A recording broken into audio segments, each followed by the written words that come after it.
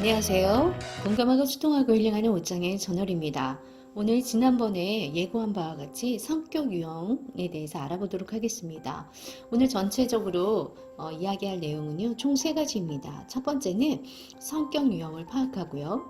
두 번째는 긍정적으로 포장한 파괴적 유형의 사람들에 대해서 알아보면서 세 번째, 우리가 어떻게 대처하고 성격이 아니라 패턴을 바꾸는 방법에 대해서 이야기해 보도록 하겠습니다. 지금부터 시작하겠습니다. 네, 성격 유형을 파악하면은요, 사람은 절대로 같은 행동을 한 번만 하지 않는다고 합니다. 성경에 개가 그 토한 것을 도로 먹는 것 같이 미련한 자는 그 미련한 것을 거듭 행하느니라. 잠언 26장 11절에 그렇게 나와 있는데요. 상대의 행동은 성격을 나타내는 지표라고 할 수 있습니다. 이 책에서는요, 헤라클레이토스가 말한 것이 인용하고 있었습니다. 성격이 곧 운명이다라고요. 운명을 만들어낸 것은 당신 자신이라고요.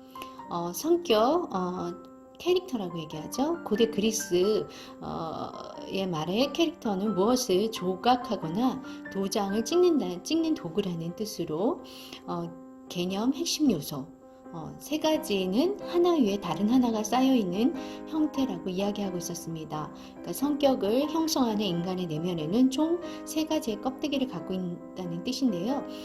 제일 깊은 위치에 있는 곳은 유전적 측면이고, 그 다음에 어릴 때 자라면서 양육자와의 형성한 애착 유형이 그 위에를 감싸고 있고, 또 그 다음에 경험, 습관을 통해 형성된 층이 포함되어 있습니다. 거기에는 청소년, 아동기 후반에 형성된 성격상 결함을 인지하고 덮기 위해서 그런 것들이 형성되어 있다고 합니다. 그리고 제일 마지막 쪽에는 모순된 성격적 특징이 있다고 하면서요. 이상주의면서 물질주의, 또 하나의 가면과 패턴 등을 만들어내는 그런 모습을 나타내고 있다고 하고 있었습니다. 우리가 해야 할 일은 무엇일까요? 첫 번째, 내 자신의 성격을 잘 이해해야 합니다. 특히 부정적인 패턴을 최대한 잘 점검하여서 긍정적으로 변화될 수 있도록 우리를 잘 관찰해 보라고 이야기하고 있었습니다. 두 번째는 상대의 성격을 읽는 기술을 개발해야 한다고 하고 있습니다. 사회생활, 배우자 고르기, 교활한 직원 고르기 등을 위해서도, 우리 인생에 독이 되는 사람을 거르기 위해서도 우리는 이런 기술을 익히고 개발해야 되겠습니다. 이것은 의식적으로 개발해야 된다고 하면서 인간은 판단하는데 서투기 때문이라고 이유를 설명하고 있었습니다. 사람들이 일상생활에서는 자신의 성격상 결함을 아주 잘 위장하기도 합니다. 배우자 선택하는 것을 보면 내적 논리가 존재하기 때문이죠. 예를 들어서 사랑하는 사람으로부터 벌어지는 것에 대한 공포를 가지고 있는 사람은요, 외모, 지능 열등한 사람을 고르는 것을 볼 수 있다고 이야기하고 있었습니다.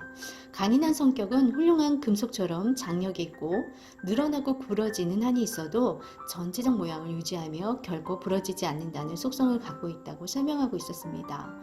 그렇다면 두 번째로요, 긍정적으로 포장한 파괴적 유형의 사람들에 대해서 알아보도록 하겠습니다. 첫 번째, 지나친 완벽주의자. 이런 사람은 일이 잘못되면 남의 탓으로 돌리고요. 또 이런 사람 특징은 건강이 반드시 시간이 지나면 이상 신호를 보낸다고 하고 있죠.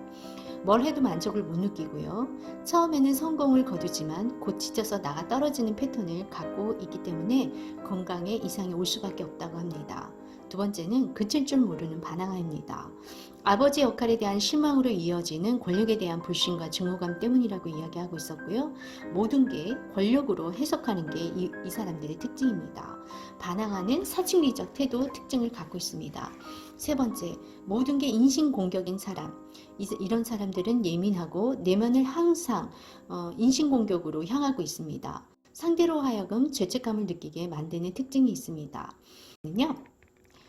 드라마 퀸입니다. 자신을 희생자로 만듭니다. 어릴 때 사랑, 관심, 방법을 자신의 곤란과 문제 속으로 부모를 끌어들이는 방법을 택해서 아주 교묘하게 자신을 희생자로 만듭니다. 그 다음 다섯 번째는요, 떠버리기가 있습니다. 빼어난 말재주로 사람들에게 깊은 인상을 준 다음에 책임질 일이 생기면 도망가는 것이 특징이라고 합니다. 일곱 번째인가요? 네. 여섯 번째인가요? 모든 걸 성적으로 만드는 사람이 있습니다. 이런 사람은 어릴 적 어떤 식으로든 성적 학대를 당한 경험이 있고요. 섹스는 자기 확인 도구라고 생각하고 나이가 들수록 심해진다고 합니다. 이들을 돕거나 강박에서 구해줄 방법은 전혀 없다고 합니다. 최대한 엮이지 않고 나 자신을 구하라고 조언해주고 있었습니다. 번째는요, 응석바지 왕자님, 공주님. 예, 이런 사람들은 차분하면서 우월감이 스며 있습니다.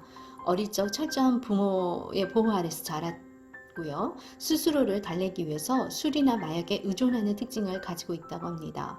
여덟 번째는요, 아첨꾼 스타일입니다. 깍듯하고, 이거는 방어기제에 속하겠죠. 살을 깊고 애매한 태도를 취한다고 합니다. 시간이 지나면서 당신에게 일부러 회방을 놓기도 하고요. 어릴 적 부모가 감시가 심하면서 벌을 주는 냉혹한 성격의 특징을 가지고 있고, 자연스러운 수준을 넘어서 공손한 태도와 매력을 열심히 발휘한다면 우선 경계하라고 조언해주고 있었습니다. 그 다음 구원자 유형이 있습니다. 어릴 적 부모 형제를 돌봐야 하는 처지에 놓였던 경우 돌봄을 받지 못해서 느끼는 그 결핍을 역전된 관계에서 오는 권력으로 보상을 받습니다. 이것이 패턴이 된 경우이지요. 그 다음에는 겉으로만 성인군자 유형입니다. 어릴 때 무언가를 즐기고 싶은 강력한 욕구와 충동에 대해 죄책감을 갖도록 강요받은 경우가 많습니다. 충동을 억누르고 그 다음에 자기 혐오가 되며 그 다음에는 남들에게 부정적 자질을 투영하는 버릇이 생기면서 반대 사람들의 시샘이 나타나게 되죠. 이런 사람들은 본인은 전혀 희생하지 않고 고상한 말만 계속 주워 삼킨다는 특징을 가지고 있습니다. 또한 공감 능력이 없습니다. 이런 사람을 대할 때는 거리를 유지하라고 이야기해주고 있었습니다. 그렇다면 우리는 어떻게 대처하면 좋을까요? 이 책에서는요, 성격이 아니라 패턴을 바꾸라고 조언했습니다. 선택은 무시와 부정입니다. 성격은 거슬러 행동하지 않습니다. 원한다고 바꿀 수도 없습니다. 그래서 우리는 패턴을 바꾸라고 이야기하고 있었습니다. 그리고 두 번째는요, 자신의 원초적 성향을 들여다보라고 하고 있습니다.